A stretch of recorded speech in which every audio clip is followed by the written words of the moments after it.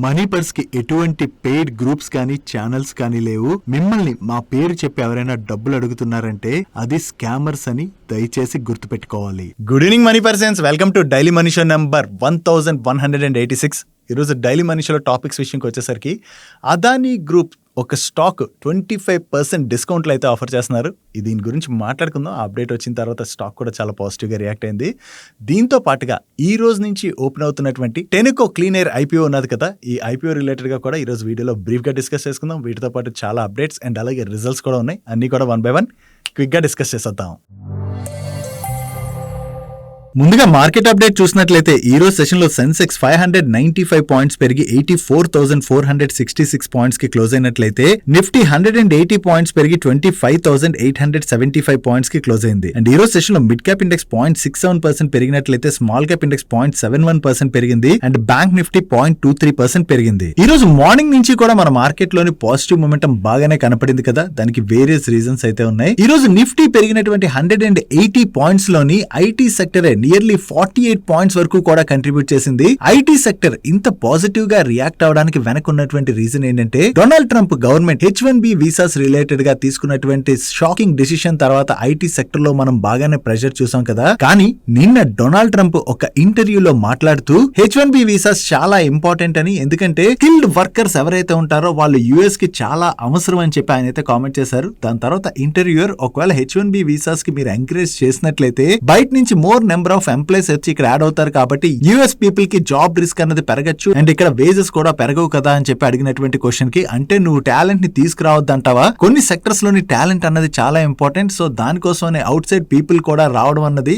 US కి చాలా ముఖ్యం అని చెప్పి డొనాల్డ్ ట్రంప్ కామెంట్ చేయడం జరిగింది. అంటే ఇక్కడ యుఎస్ లో టాలెంట్ లేదా అంటే డొనాల్డ్ ట్రంప్ క్లియర్ గా రెస్పాండ్ అవుతూ నో అని చెప్పి కామెంట్ చేయడం జరిగింది. అంటే కొన్ని సెక్టర్స్ రిలేటెడ్ గా ఇంకా ఫుల్ ఫ్లెజ్డ్ గా టాలెంట్ లేదు, so out side skilled workers US కి చాలా హెల్ప్ఫుల్ అవుతారని చెప్పి ఆయన ఈ కామెంట్ చేయడంతో H1B వీసాస్ రిలేటెడ్ గా ఉన్నటువంటి టెన్షన్స్ కొంత తొలగిపోయేసరికి ఈ రోజు సెషన్ లోని most of the IT stocks లో మనం పాజిటివ్ మొమెంటం చూసాం. దీంతో పాటుగా మార్కెట్ మెయిన్ పాజిటివ్ గా రియాక్ట్ అవ్వడానికి ఉన్నటువంటి రీజన్ ఏంటంటే నిన్న బీహార్ ఎలక్షన్స్ జరిగాయి కదా. ఈ ఎలక్షన్స్ జరిగిన తర్వాత most of the exit polls అయితే ఎన్డీఏ గెలవచ్చు అని చెప్పి వాళ్ళ ఎక్స్పెక్టేషన్స్ అయితే రిలీజ్ చేయడం జరిగింది. సో ఎగ్జిట్ పోల్స్ ఎప్పుడైతే ఎన్డీఏ గెలవచ్చు అంటే ఆల్రెడీ సెంట్రల్ లోని రూల్ చేస్తున్నటువంటి ఎన్డీఏ గవర్నమెంట్ తిరిగి బీహార్ ఎలక్షన్స్ గెలవచ్చు అని చెప్పి ఈ ఎగ్జిట్ పోల్స్ రావడంతోనే ఈ రోజు సెషన్ లోని మన మార్కెట్ లోని పాజిటివ్ మొమెంటం అయితే చూసాం. కాకపోతే ఇన్క్రెడ్ రీసెర్చ్ వాళ్ళు ఏం షేర్ చేస్తున్నారంటే ఒకవేళ ఎగ్జిట్ పోల్స్ ప్రెడిక్ట్ చేస్తున్నట్లుగా ఎన్డీఏ గవర్నమెంట్ కనుక బీహార్ లో ఎలక్షన్ గెలవలేదనుకోండి మన నిఫ్టీలోని 5 to 7% వరకు కూడా ఫాల్ కనపడేటువంటి అవకాశం ఉన్నదని చెప్పి వీళ్ళ ప్రెడిక్షన్స్ అయితే రిలీజ్ చేస్తున్నారు. అంటే ఎగ్జిట్ పోల్స్ కి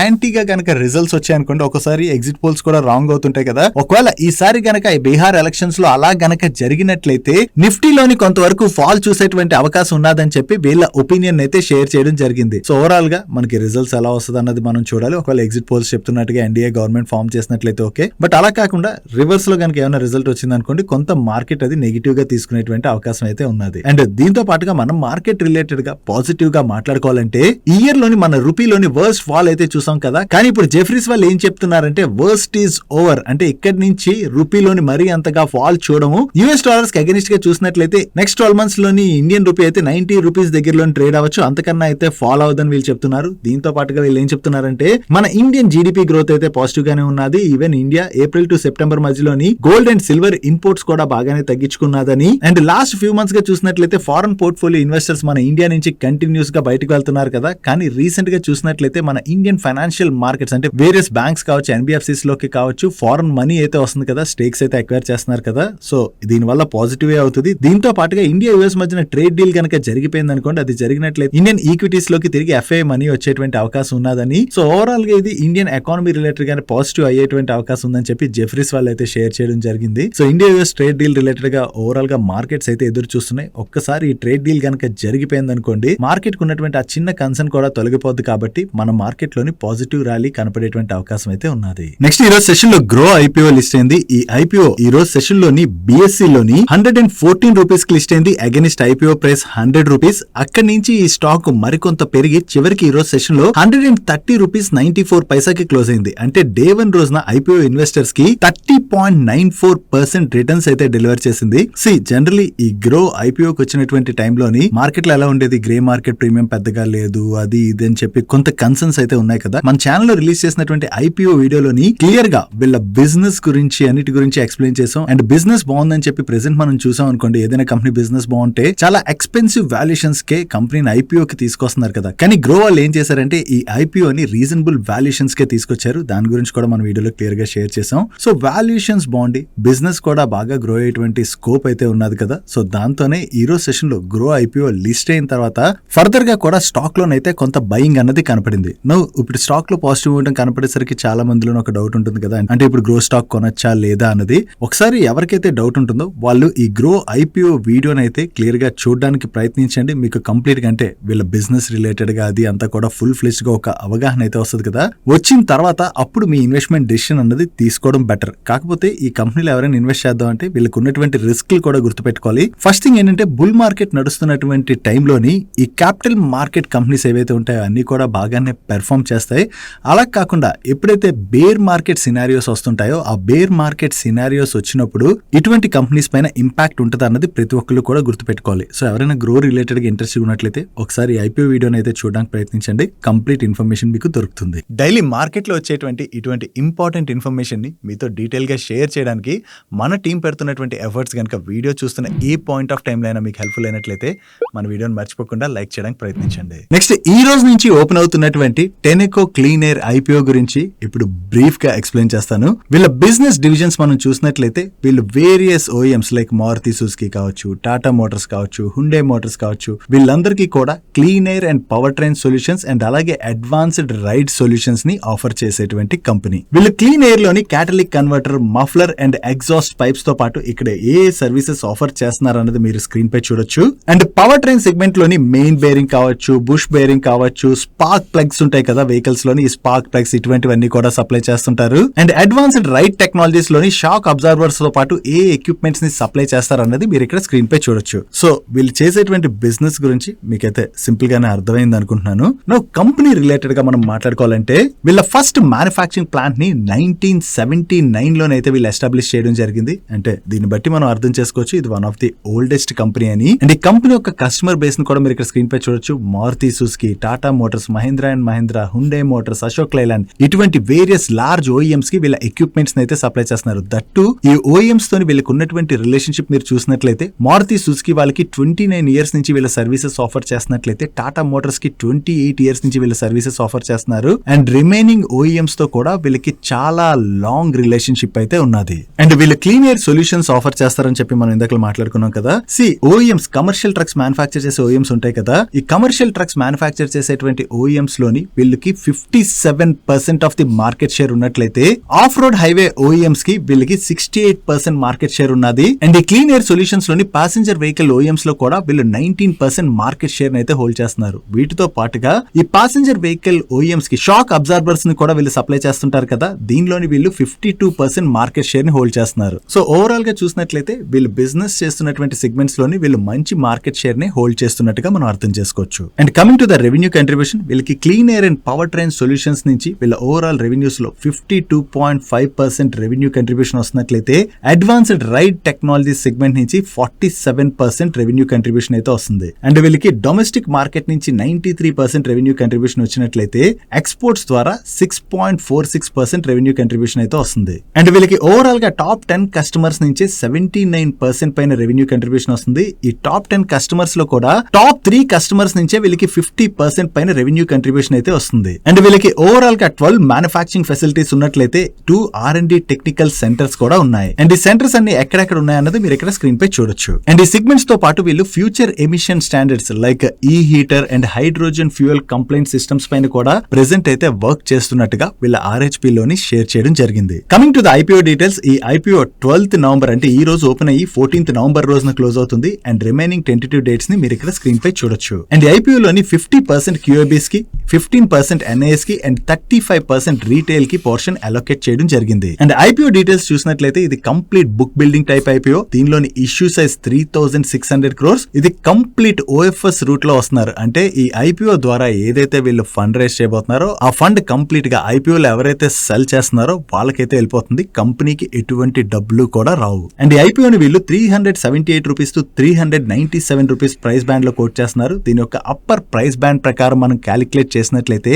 ఈ కంపెనీ యొక్క present market cap 16,023 crores. And ఈ ఐపీఓలో మీరు పార్టిసిపేట్ చేయాలంటే మినిమం 37 షేర్స్ తోని 1 లాట్ కి అయితే అప్లై చేయవలసి ఉన్నది. అండ్ ఈ stock both BSE and NSE లోని లిస్ట్ అవునుంది. Now coming to the financials, ముందుగా వీళ్ళ బ్యాలెన్స్ షీట్ చూసినట్లయితే వీళ్ళ దగ్గర ఎటువంటి డెట్ కూడా లేదు. అండ్ టోటల్ గా వీళ్ళ దగ్గర 1,607 crores ఈక్విటీ ఉన్నది. సో ఇది complete debt free company. And coming to the profit and loss statement, financial year 23 నుంచి ఫైనాన్షియల్ ఇయర్ 25 ఇన్ బిట్వీన్ వీళ్ళ ఆపరేటింగ్ రెవెన్యూలో 0.65% CAGR చొప్పున గ్రోత్ డెలివర్ చేసినట్లయితే ఆపరేటింగ్ ఎబిటాలో 19.53% CAGR చొప్పున గ్రోత్ డెలివర్ చేశారు. అండ్ ప్యాట్ లో 20.48% CAGR చొప్పున గ్రోత్ డెలివర్ చేయడం జరిగింది. అండ్ వీళ్ళు కన్సిస్టెంట్ గా 11 to 16% in between operating EBITDA margins ని జనరేట్ చేసినట్లయితే 7 to 11% in between PAT margins అయితే జనరేట్ చేస్తున్నారు. And coming to the peer comparison, ఈ సెగ్మెంట్ లోనే అందరికన్నా బెటర్ గా యూనో మిండా అండ్ సోనా బిఎల్డబ్ల్యూ వాళ్ళు better revenue and EBITDA growth అయితే డెలివర్ చేస్తున్నారు. ఈవెన్ టెనెకో క్లీన్ ఎయిర్ వాళ్ళు కూడా రెవెన్యూస్ లో పెద్ద గ్రోత్ డెలివర్ చేయలేదు, కానీ ఎబిటా అండ్ ప్యాట్ లోనైతే డీసెంట్ గ్రోత్ డెలివర్ చేస్తున్నారు. అందరికన్నా బెటర్ గా సోనా బిఎల్డబ్ల్యూ వాళ్ళు ఎబిటా అండ్ ప్యాట్ మార్జిన్స్ ని జనరేట్ చేస్తున్నారు. వీళ్ళతో పాటు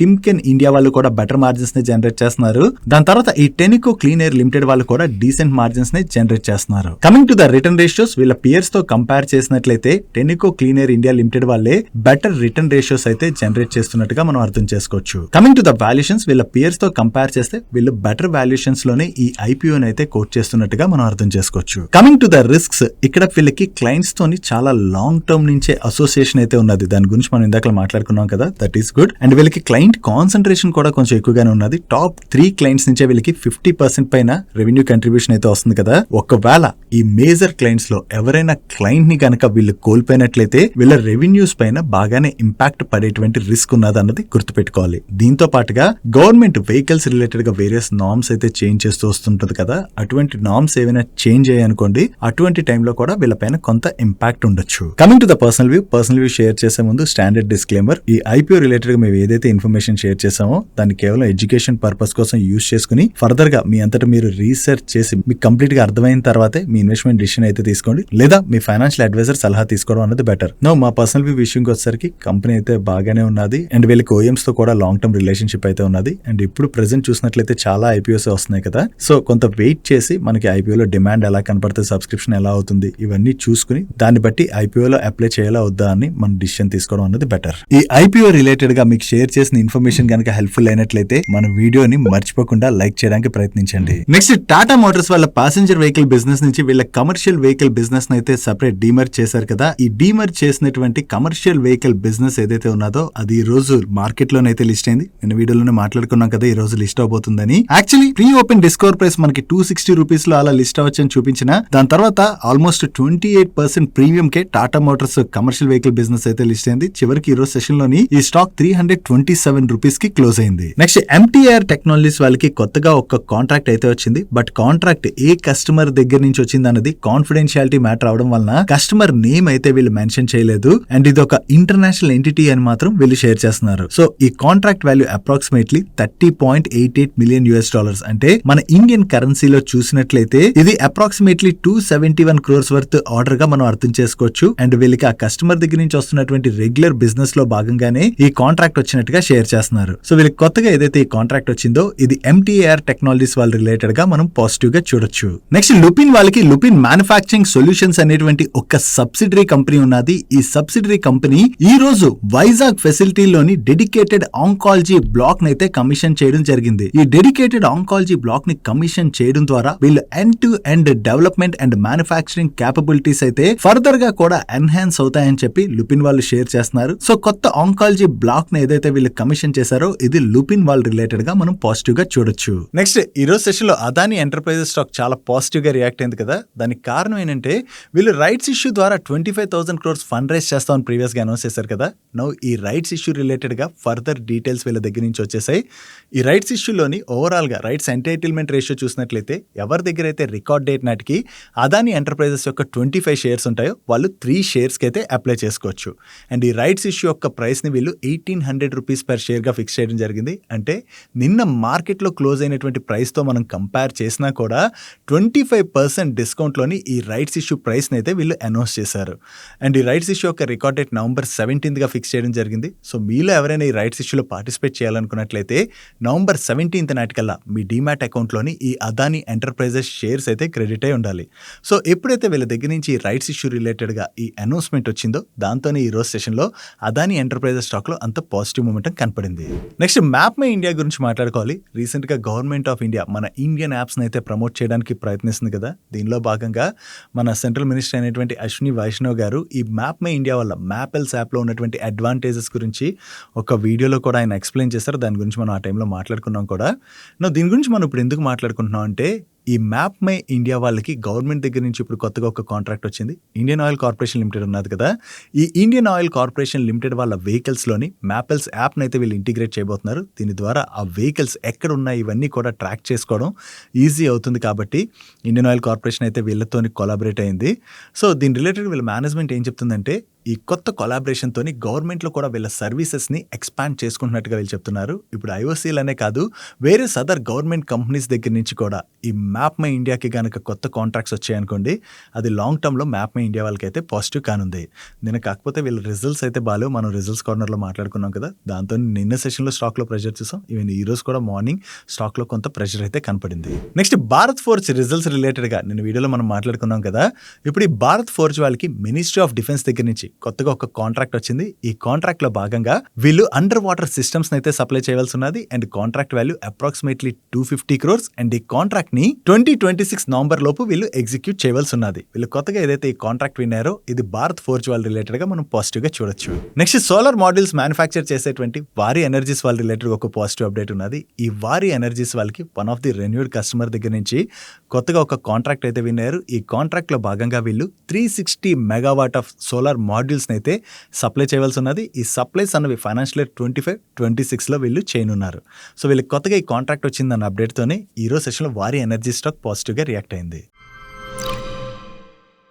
నెక్స్ట్ ఈ రోజు సెషన్ లోని ఏషియన్ పెయింట్స్ వాళ్ళ నెంబర్స్ వచ్చాయి. ఈ నెంబర్స్ వచ్చిన తర్వాత స్టాక్ లో కూడా చాలా పాజిటివ్ మూమెంటం చూసాం. యాక్చువల్లీ పెయింట్ ఇండస్ట్రీలో పెరుగుతున్నటువంటి కాంపిటీషన్ తోని ఏషియన్ పెయింట్స్ వాళ్ళ నెంబర్స్ కొంత వీక్ గా లాస్ట్ ఫ్యూ క్వార్టర్స్ గా రావడంతో స్టాక్ లో మనకి పెద్దగా మూమెంటం అనేది కనపడలేదు. ఇన్ఫాక్ట్ స్టాక్ బాగానే కరెక్ట్ అయింది కూడా. బట్ ఈ రోజు రిజల్ట్స్ వచ్చిన తర్వాత స్టాక్ లో ఒక్కసారి మనకి పాజిటివ్ మూమెంటం అయితే కనపడింది. వీళ్ళ కన్సాలిడేటెడ్ నెట్ సేల్స్ లో ఇయర్ ఆన్ ఇయర్ లో 6.4% గ్రోత్ డెలివర్ చేసినట్లయితే నెట్ ప్రాఫిట్ లోని 43% గ్రోత్ డెలివర్ చేశారు. అండ్ వీళ్ళ మార్జిన్స్ లో కూడా లాస్ట్ ఇయర్ సేమ్ పీరియడ్ తో కంపేర్ చేస్తే ఈ పీరియడ్ లోని మంచి ఇంప్రూవ్మెంటే కనిపిస్తుంది. బట్ ప్రీవియస్ క్వార్టర్ తో కంపేర్ చేస్తే మాత్రం ఈ క్వార్టర్ వీళ్ళ ఆపరేటింగ్ రెవెన్యూలోను ప్రాఫిట్ లోను డ్రాప్ కనపడుతుంది కదా. యాక్చువల్లీ ఈ ఫైనాన్షియల్ ఇయర్ లోనే కాదు ఎవ్రీ ఫైనాన్షియల్ ఇయర్ లో జూన్ క్వార్టర్ నెంబర్స్ ని సెప్టెంబర్ క్వార్టర్ తో కంపేర్ చేస్తే వీళ్ళ నెంబర్స్ లో డ్రాప్ అయితే కనిపిస్తుంది. వీళ్ళపైన ఆ సీజనల్ ఇంపాక్ట్ అనేది ఉన్నది కాబట్టి మనం జూన్ క్వార్టర్ నెంబర్స్ ని సెప్టెంబర్ క్వార్టర్ తో కంపేర్ చేసి చూడకూడదు. ఇయర్ ఆన్ ఇయర్ లోని వీళ్ళ నెంబర్స్ లో మంచి ఇంప్రూవ్మెంట్ కనపడేసరికి ఈ రోజు సెషన్ లో మనకి ఏషియన్ పెయింట్ స్టాక్ లోని అంత పాజిటివ్ మూమెంటం అన్నది కనపడింది.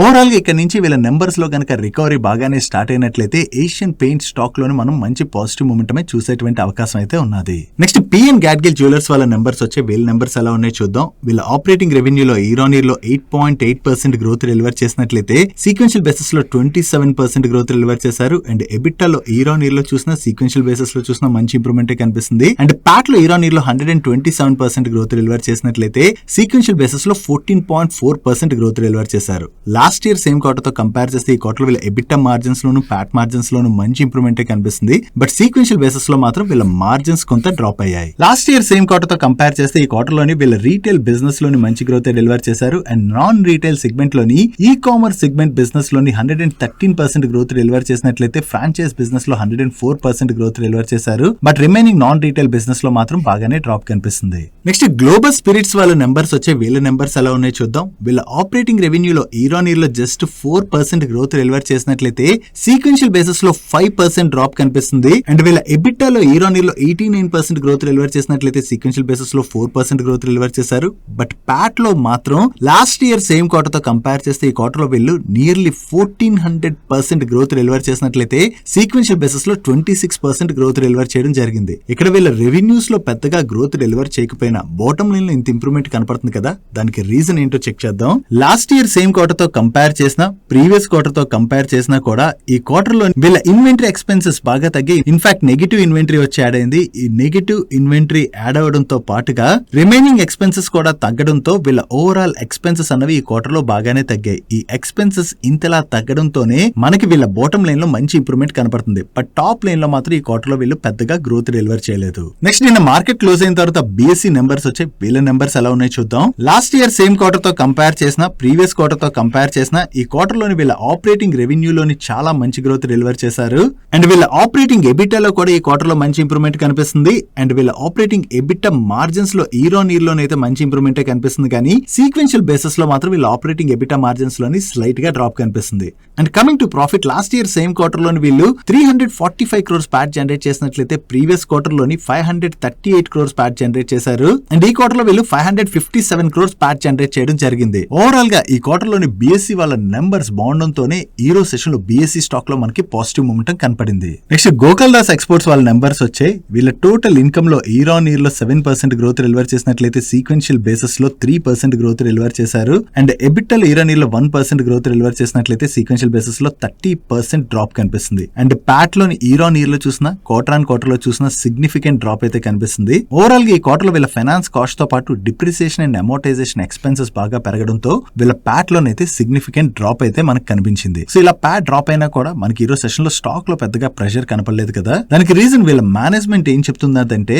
ఓవరాల్ గా US టారిఫ్స్ ఇంపాక్ట్ ఏదైతే ఉందో అది కొంతవరకు కంపెనీ పైన పడుతున్నది. ఎండ్ కస్టమర్స్ కి ఇది పాస్ ఆన్ చేసేసామని, దీనివల్ల సెకండ్ హాఫ్ లో కొంతవరకు వీళ్ళ పైన ఇంపాక్ట్ అయితే ఉండొచ్చని. But India US trade deal ఏదైతే ఉన్నదో ఈ ట్రేడ్ డీల్ గనక త్వరగా జరిగిపోయినట్లయితే దానివల్ల ఓవరాల్ గా టెక్స్టైల్ ఇండస్ట్రీకి పాజిటివ్ అవుతుందని, దీంతో పాటు India UK free trade agreement వలన 12% డ్యూటీ అడ్వాంటేజ్ కూడా వీళ్ళకి దొరుకుతున్నదని, అండ్ వీళ్ళకి మనకి డొమెస్టిక్ లో డిమాండ్ అయితే బాగానే కనపడుతున్నది. ఈవెన్ ఎక్స్పోర్ట్ బిజినెస్ లో కూడా ఓన్లీ ఇప్పుడు ఇండియా US మధ్య ఉన్నటువంటి ఈ ఇష్యూ వల్లనే కొంతవరకు ఇంపాక్ట్ అవుతుంది. అది కూడా తొలగిపోయినట్లయితే మంచి గ్రోత్ డెలివర్ చేస్తాం. ఈవెన్ ఆర్డర్ బుక్ కూడా బాగానే ఉన్నదని చెప్పి వీళ్ళ మేనేజ్మెంట్ అయితే షేర్ చేయడం జరిగింది. ప్రెసెంట్ చూసినట్లయితే ఇండియా US మధ్యన ట్రేడ్ డీల్ త్వరగానే జరిగేటువంటి అవకాశాలు కనపడుతున్నాయి కదా. ఒకవేళ ఈ ట్రేడ్ డీల్ జరిగిపోయింది అనుకోండి, వీళ్ళకి ఉన్నటువంటి కన్సర్న్ అయితే తొలగిపోయేటువంటి అవకాశం ఉన్నది. నెక్స్ట్ జాగిల్ ప్రీపెయిడ్ వాళ్ళ నెంబర్స్ వచ్చే. వీళ్ళ నెంబర్స్ ఎలా ఉన్నాయి చూద్దాం. లాస్ట్ ఇయర్ సేమ్ క్వార్టర్ తో కంపేర్ చేస్తే ఈ క్వార్టర్ లోని వీళ్ళ ఆపరేటింగ్ రెవెన్యూలో 42.4% గ్రోత్ డెలివర్ చేసినట్లయితే అడ్జస్టెడ్ ఎబిటాలో 48% గ్రోత్ డెలివర్ చేశారు. అండ్ ప్యాట్ లో 79% గ్రోత్ డెలివర్ చేయడం జరిగింది. Coming to their KPIs,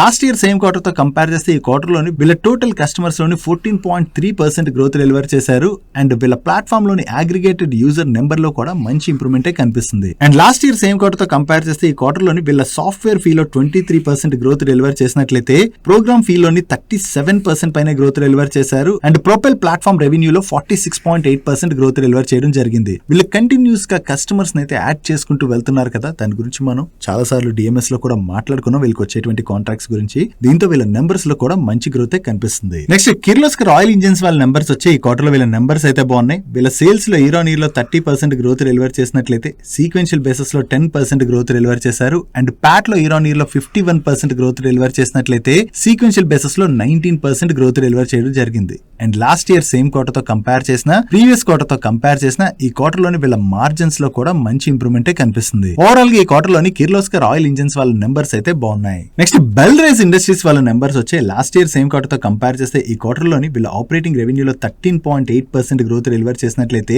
ఎబిటాలో 21.8% growth deliver చేశారు. అండ్ ప్యాట్ లో 81.5% గ్రోత్ డెలివర్ చేయడం జరిగింది. అండ్ ఇయర్ ఆన్ ఇయర్ లో వీళ్ళ ఎబిటా మార్జిన్స్ లో 80 basis points ఇంప్రూవ్మెంట్ కనపడుతున్నట్లయితే ప్యాట్ మార్జిన్ లో 220 basis points ఇంప్రూవ్మెంట్ కనిపిస్తుంది. ఈవెన్ ప్రీవియస్ క్వార్టర్ తో కంపేర్ చేసిన ఈ క్వార్టర్ లో వీళ్ళ ఆపరేటింగ్ రెవెన్యూలో మంచి గ్రోత్ డెలివర్ చేశారు. అండ్ ప్రీవియస్ క్వార్టర్ లోని వీళ్ళు 111 crores ప్యాట్ జనరేట్ చేసినట్లయితే ఈ క్వార్టర్ లోని 132 crores ప్యాట్ జనరేట్ చేయడం జరిగింది. ఓవరాల్ గా ఇయర్ ఆన్ ఇయర్ లో చూసిన, క్వార్టర్ ఆన్ క్వార్టర్ లో చూసిన వీళ్ళ నెంబర్స్ లోనైతే మంచి గ్రోత్ డెలివర్ చేశారు. That's it for today's daily మనిషి గైస్. అండ్ ఈ రోజు డైలీ మనిషిని క్లోజ్ చేసే ముందు మనం వర్కౌట్స్ విషయంకి వచ్చేసరికి నేను ఒక 3 kilometers వాక్ చేశాను. అండ్ అలాగే 50 minutes పైన లెగ్ వర్కౌట్స్ అయితే చేశాను. మీరేం వర్కౌట్స్ చేశారో కింద కామెంట్ సెక్షన్ షేర్ చేసేయండి. అండ్ ఈ రోజు డైలీ మనిషిలో షేర్ చేసిన ఇన్ఫర్మేషన్ మీకు హెల్ప్ఫుల్ అయినట్లయితే మన వీడియోని లైక్ చేస్తూ ఛానల్ సబ్స్క్రైబ్ చేసుకోవడం మర్చిపోకండి. నేను చంద్రశేఖర్ పత్రి మరొక ఇంట్రెస్టింగ్ వీడియోతో కలుద్దాం. Good night.